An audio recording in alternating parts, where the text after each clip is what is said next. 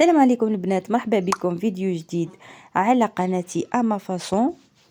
اليوم جيت نحضر معاكم مركز الليمون. هنايا عندي كميه تاع الليمون وحبيت نحتفظ بها في الكونجيلاتور، وقلت نديرها قبل ما يفسد. عندي كيلو تاع السكر ويمكن نضيف شويه تاع الليمون، يعني ما راحش نستعمل غير الكميه اللي راكم تشوفوها. كأول خطوة راح نرابي الليمون تاعي، راح نرابي غير هذيك القشرة اللي تجي من الفوق، اللي تكون صفراء ولا خضراء على حسب الليمون تاعكم. يعني ما راحش نرابي هذيك القشرة اللي تجي بيضة، باسكو هذيك تجي مرة ذوق تاعها. شفتوا هذا كامل البيض راح نخليه، راح نرابي غير هذاك الصفر. راح نكمل بهذه الطريقة مع كامل حبات الليمون اللي عندي. يعني أنا حقيقة ما درتهمش كامل، ما رابيتهمش كامل، رابيت غير نصف الكمية، باسكو فريمون وجعتني يدي.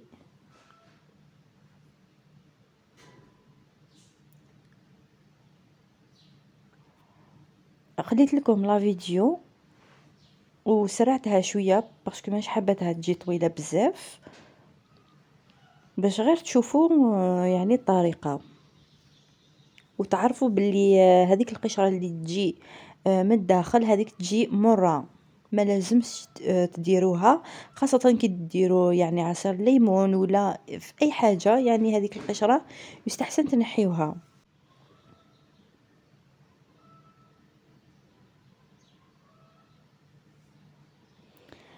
فوالا كيما قلت لكم انا درت يعني رابيت غير نصف الكمية، خرجت لي هكا كيما راكم تشوفوا. ودوكا راح نحكم حبات الليمون تاعي ونحي لها كامل هذيك القشرة اللي تجي بيضة من الفوق، هذه كامل تنحوها باش ما يجيكمش مر. بهذه الطريقة كما راكم تشوفوا في لا فيديو، يعني كل شيء موضح.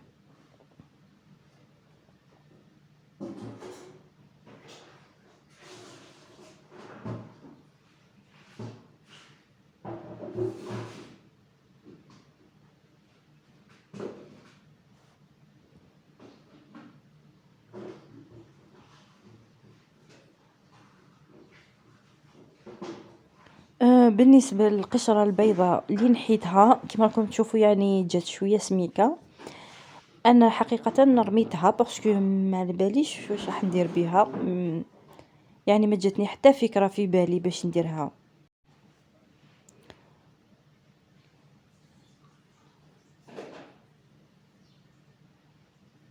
بعد ما كملت قشرت كامل الكمية، يعني كما قلت لكم النص نحيت له هذاك زيست تاع الليمون، والنص الاخر خليته كيما راه وقشرته يعني عادي. شوفوا لي الحبات الليمون تاعي ما شاء الله الله يبارك هايلين. هنايا انايا راح نستعمل كيلو تاع السكر. يعني هذه الكميه تاع الليمون تقدري تستعملي حتى 2 كيلو تاع السكر. انا راح نستعمل كيلو برك. بعد ما نكمل اللي يحب يضيف السكر كي نقدموا، يعني اللي يحب يضيف السكر يضيف، انا ما راحش ندير بزاف تاع السكر.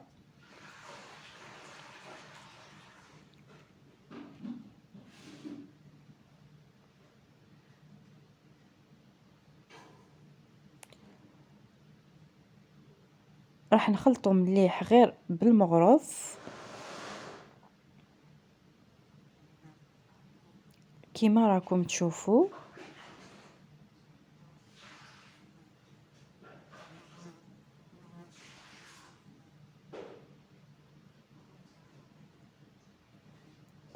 راح نخلطه مليح، يعني نحاول نمزجه مليح مع السكر. من بعد راح نخليه على جيه،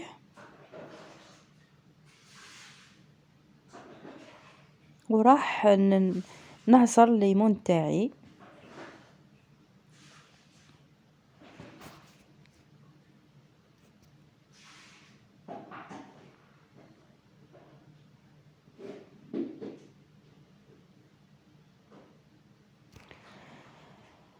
فوالا كيما قلت لكم، بعد ما خلطته مليح خليته على جيه، وهنايا راح نقطع حبات الليمون تاعي، راح نحاول نحيلها كامل هذيك البذور.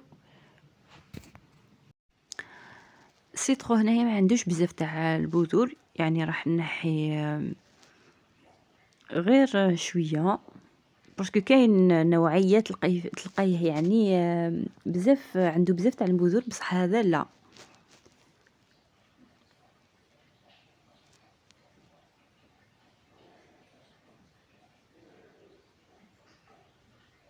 ننصحكم تبروفيتيو مادام الليمون رخيص شويه، تشريو يعني كميه تاع الليمون وديروا بهذه الطريقه وتحتفظوا به. وكل خطره تحبوا يعني تشربوا جو تاع السيترون، تجبدوا كميه اللي حبيتوها، ديروها في الماء حتى تذوب، وتضيفوا يعني كميه تاع الماء كيما حبيتوا. انايا كل زوج كيسان تاع مركز الليمون نديرهم في قرعه ونص تاع الماء هكا ندير. وكيما شفتوا يعني في لا فيديو ما درتش بزاف تاع السكر، وراح نضيف فيما بعد السكر. كل ما نجي نستعمل يعني نجبد المركز تاعي راح نضيف له السكر كي نديرو في الماء.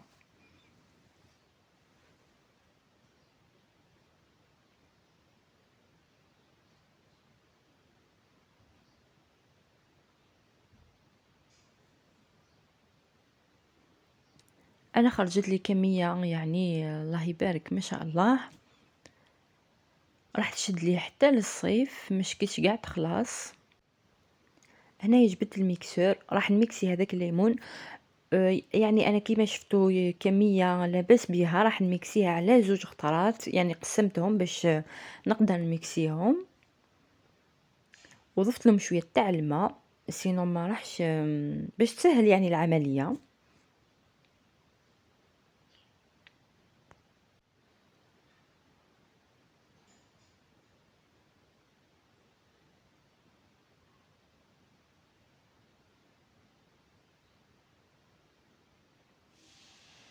هنايا جبت هذاك السكر اللي درته مع زز تاع سيترون، كيما راكم تشوفوا يعني بدا يطلق الماء تاعو.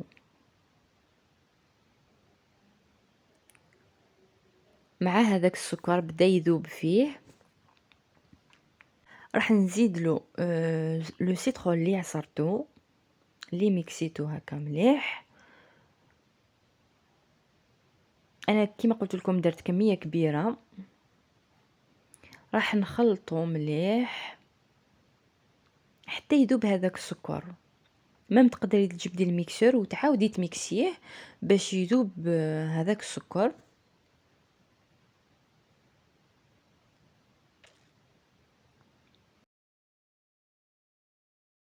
زدت له الكميه اللي قعدت تاع عصير الليمون اللي عصرته. كيما قلت لكم لازم تميكسيوه مليح بالميكسور باش يذوب هذاك السكر فيه.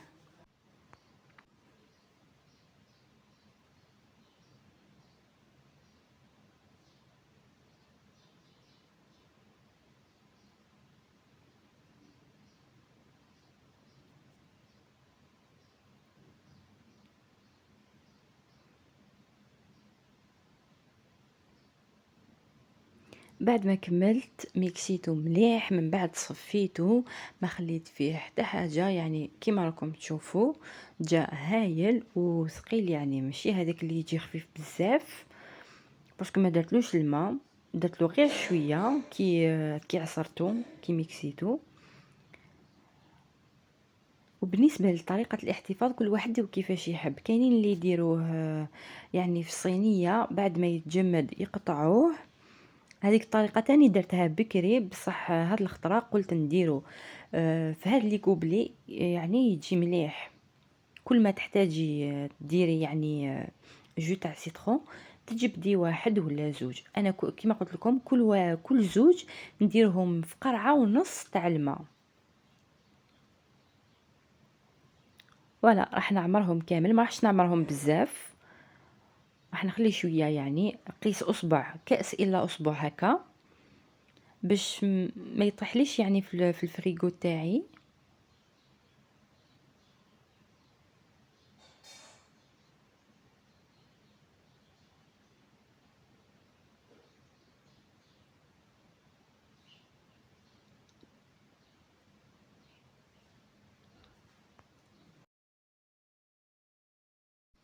راح نحاول نعمرهم كامل بنفس يعني الكمية، لازم يكونوا كامل كيف كيف.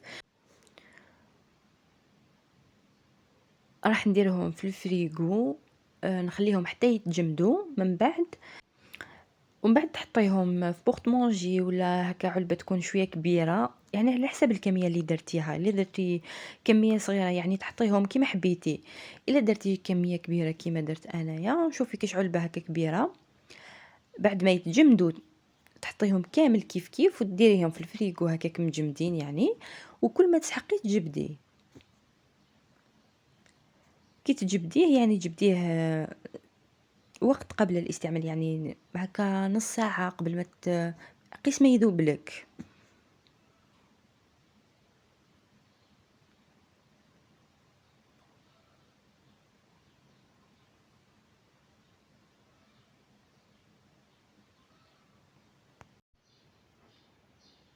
خرجت لي كمية ما شاء الله. راح نديرهم كامل في هذا السلات.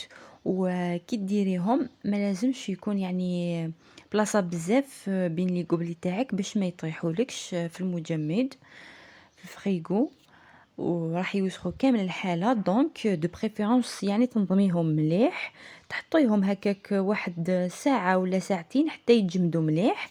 بعد ما يتجمدوا تجبدي كاش بورطمونجي ولا على حسب يعني الكمية، ولا كاش علبة هكا كبيرة تحطيهم كامل فيها بعد ما يتجمدوا، وكل ما تحتاجي تجبديه.